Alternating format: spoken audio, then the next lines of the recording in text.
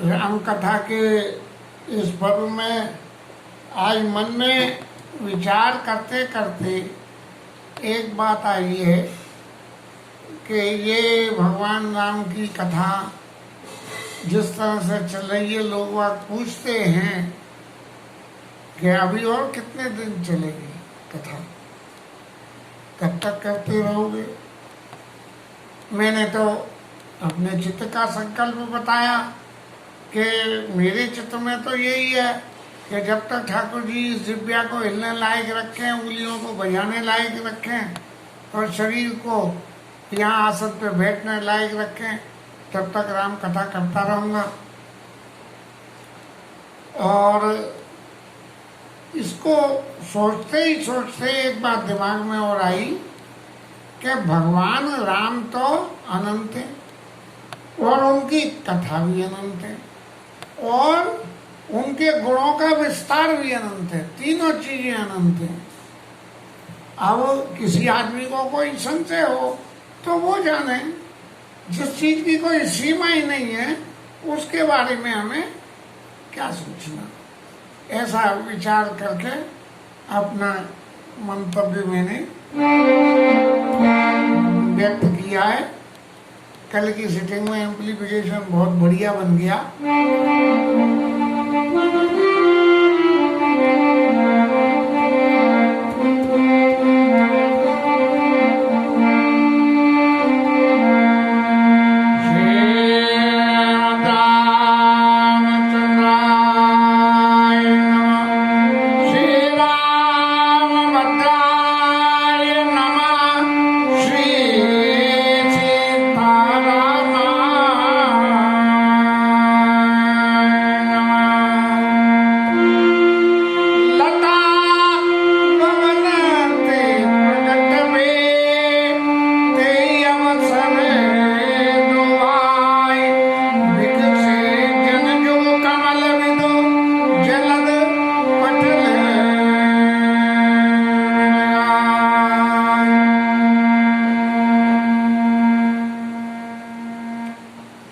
कल के कथा विश्राम में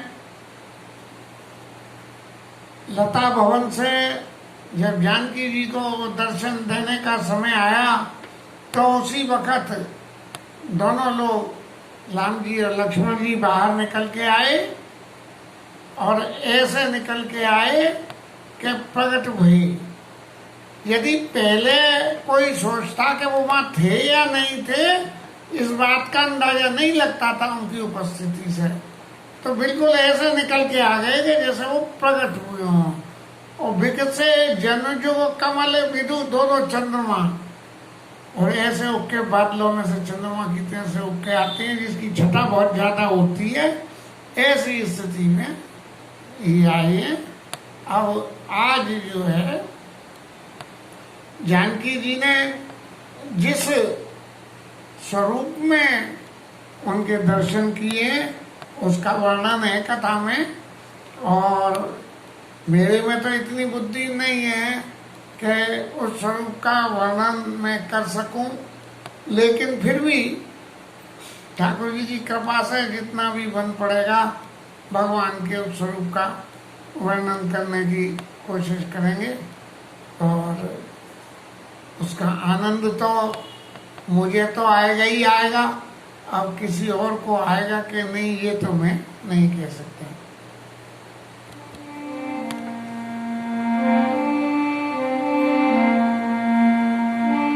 शोभाजीम सुभग दोमीरा नील पीत जल जाम समीरा मोर पंख सिर सोतनी के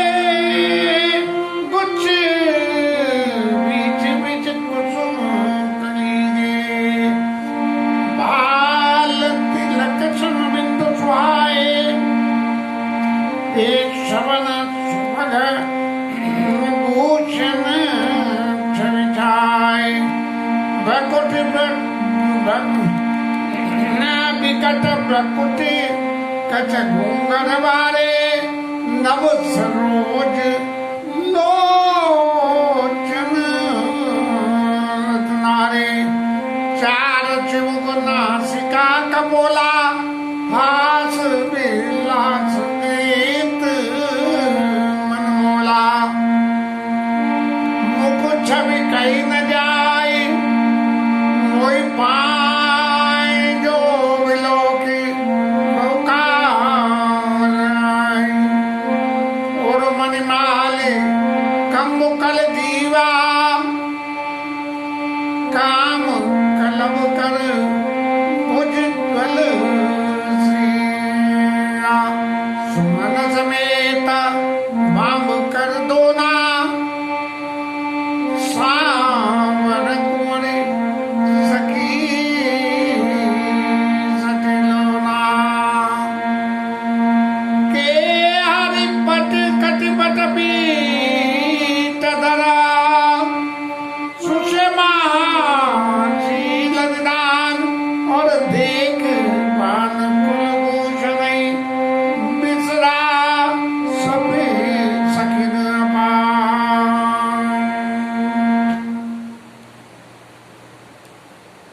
दोनों वीर पुरुष शोभा की सीमा, उनकी शोभा ऐसी है कि इससे ज्यादा सुंदर कुछ हो ही नहीं सकता। और नीलवर्ण और पीत कमल के समान उनका शरीर, जलजाप कमल के समान उनका शरीर शोभा दे रहा है। सामान्यतः शरीर की कोमलता को कमल से नापना किसी सीमा तक 100% सही नहीं है। शरीर का वो हिस्सा जिसमें हड्डी ना हो उसकी उपमा तो कमल से जोड़ सकते हैं, लेकिन वो हिस्सा जिसमें हड्डी है उसको कमल से जोड़ना, क्योंकि कमल की पंखुड़ियों के बीच में जो कोमलता है उस पंखुड़ी के भीतर बीच में एक कर्री डंडी भी नहीं होती है, बिल्कुल पतला सा ही होता है। एक कर्री डंडी भी नहीं होती है, जिस डंडी से जुड़ा हुआ है वो कड़ी होती है, लेकिन उसमें नहीं होती। नील पीत जल जाव शरीरा, नीले शरीर पे पीले वर्ण के कमल के समान ठाकुर जी का शरीर शोभायमान दे रहा है।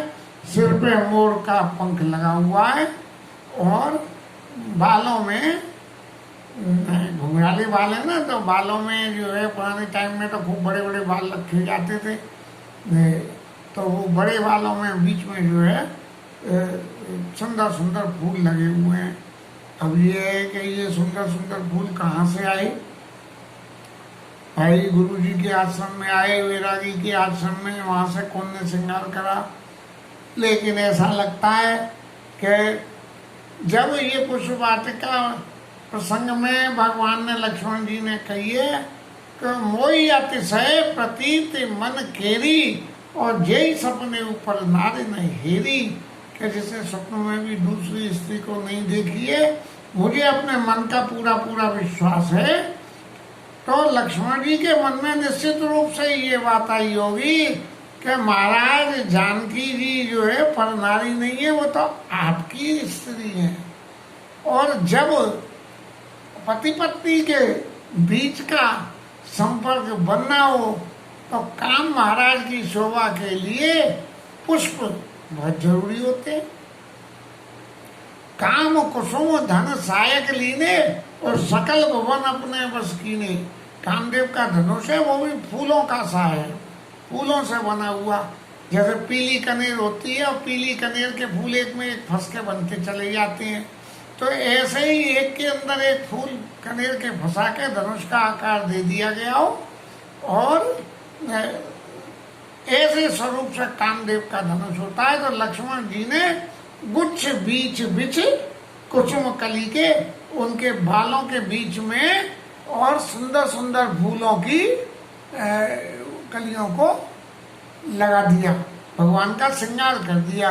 क्योंकि आज भगवान जो है अपने प्रियतमा के पास में दर्शन दे रहे हैं।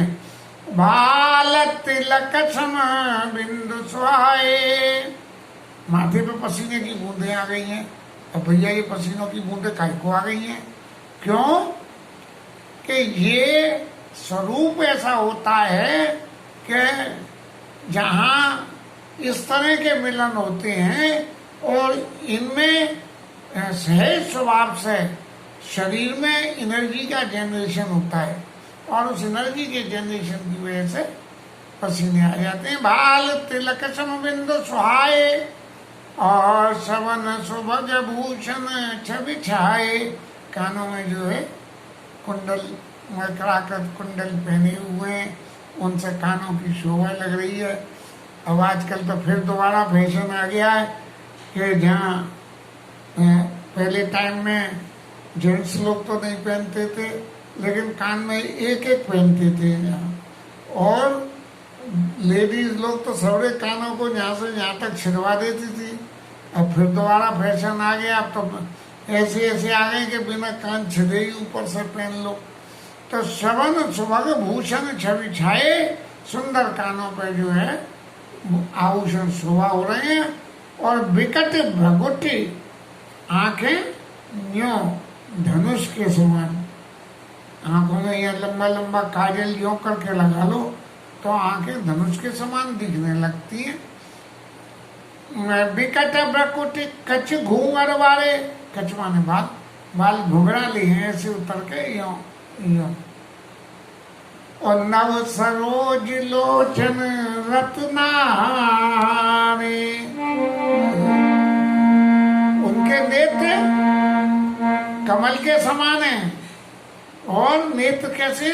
लाल, नव सरोज, लाल कमल के समान नव।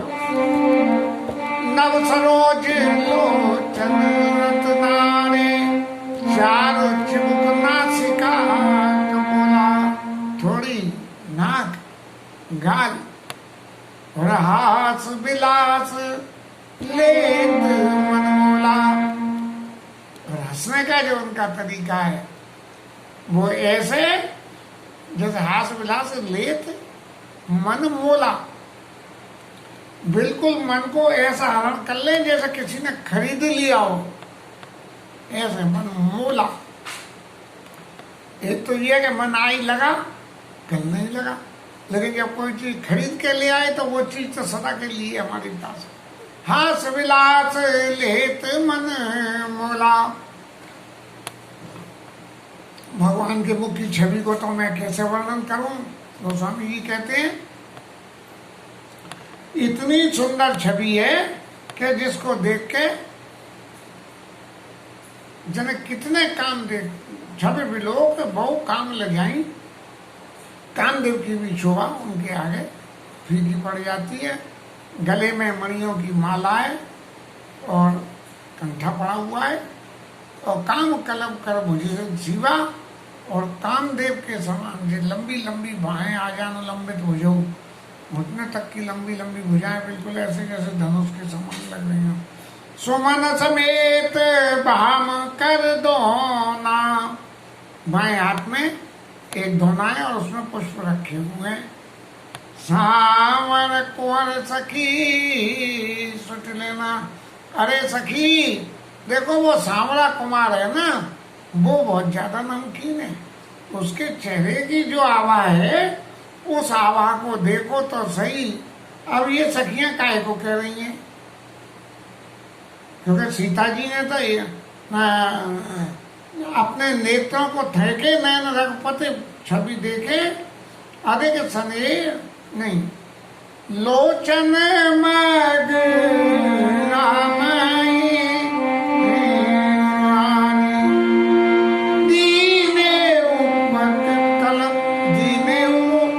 पलक कपाट सयानी। सीता जी ने अपने नेत्रों को बंद कर लिया है और हृदय में भगवान की छवि को धारण करके और अंदर मन से जैसे सुतीक्षण महाराज दर्शन कर रहे थे, ऐसे भगवान के दर्शन कर रही है। अब सखियों ने देखा कि भाई हम तो दर्शन का सुख ले रहे हैं, लेकिन ये जानकी मैया ले रही है कि नहीं ले रही है। तो उन्होंने सुमन समेत बाम कर दोना और सामर कुंवर सखी सुठी लोना। देखो कैसा ऐसा है जैसे मीठे में जरा सा नमक डाल दो, ऐसे नमकीन है सांवरा कुमार, तो बिल्कुल ऐसा है कि हरि कटपट पीठ धर सुषमा शील निदान देखी बान कुलभूषण विचिरात सखी नामान। सिंह के समान उठा हुआ कंधा, सुषमा की शोभा, और ऐसे सूर्य कुल के भूषण भगवान राम को देख के सब सखी अपनी सुदोध को बिल्कुल भूल गई कि दर्शन करके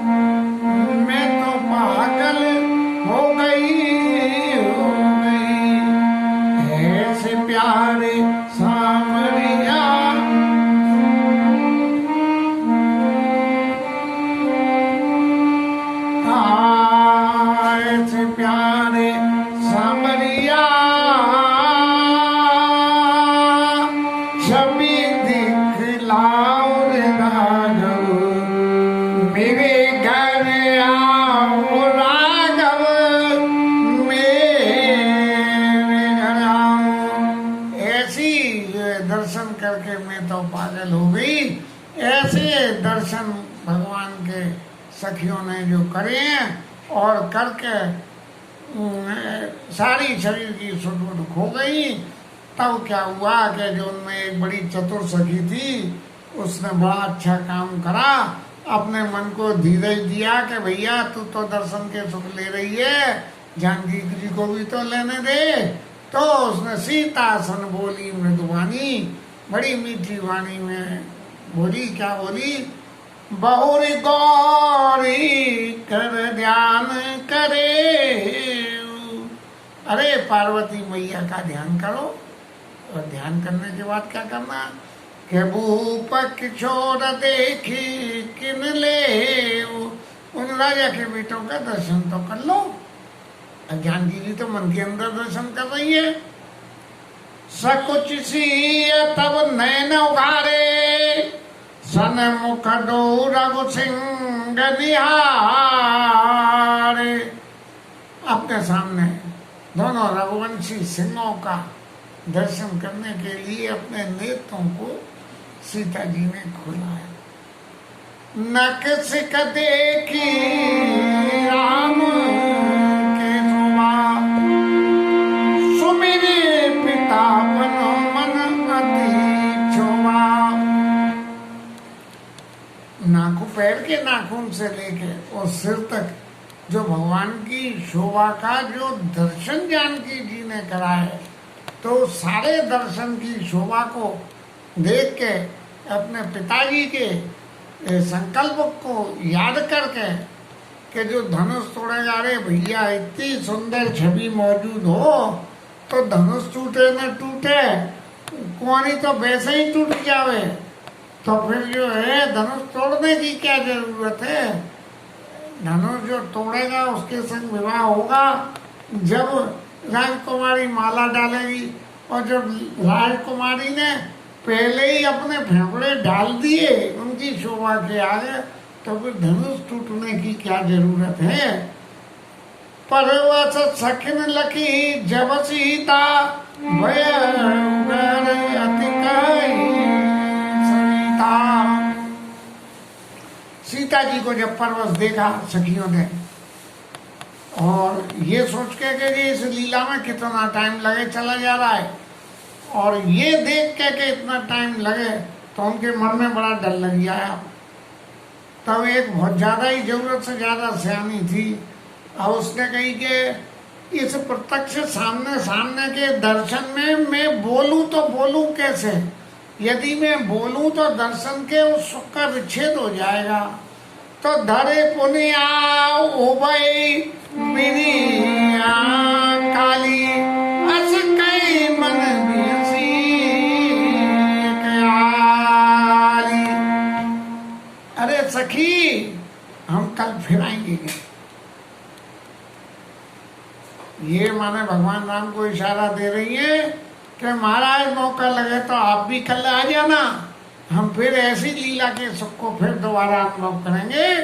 अस कई मन बेसी ये काली, अपने मन में बहुत ज्यादा हंसी और गूढ़ गिरा सुनी सिय सकुचानी, और भय विलम्बा तो भय। और उस गंभीर बात को सुन के और जानकी जी को माता की सुन आ गई कि बहुत देर हो गई है, जल्दी कर चलो। धरी बड़ धीर राम हानि, धर बड़ धीर राम फिर अपन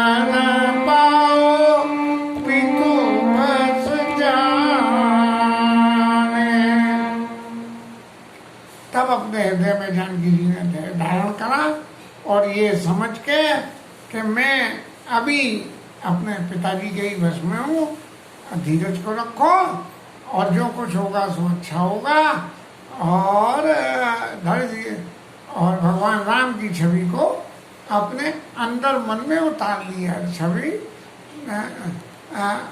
धरे बड़े धीर राम और आने अपने हृदय में उतार लिया उस छवि को, जैसे हनुमान बाबा ने रख लिए थे ऐसे ही। देखना मिस मगबिया कतनु फिरई बोरी निरखी निरखी रघुवीर छवि बारई प्रीत न को। अब बगीचे में मृग होंगे, पेड़ होंगे, और उनको देखते देखते इसके भाई ने राम जी इधर मुखारविंद, सीता जी ऐसे सामने, और यूं फिर के चल दी। जब चल दी तो पीछे मुड़ मुड़ के देख रही है, और भगवान की राम की जो छवि उनको दिख रही है, उस छवि को देख देख के उनके हृदय की प्रीति बढ़ती चली जा रही है, घट नहीं रही। जितना दर्शन कर रही है उतने दर्शन में दर्शन की लालसा बढ़ती जा रही है। दर्श लालसा सकुच में थोड़ी, और प्रगटत धुरत बहुरी बहुरी। जनकपुर के नगर नारियों की ऐसी स्थिति थी, तो फिर जो है जानकी जी प्रत्यक्ष रूप में ऐसी स्थिति है तो क्या बात है। इसके साथ ही आज की कथा का विचार सीताराम से।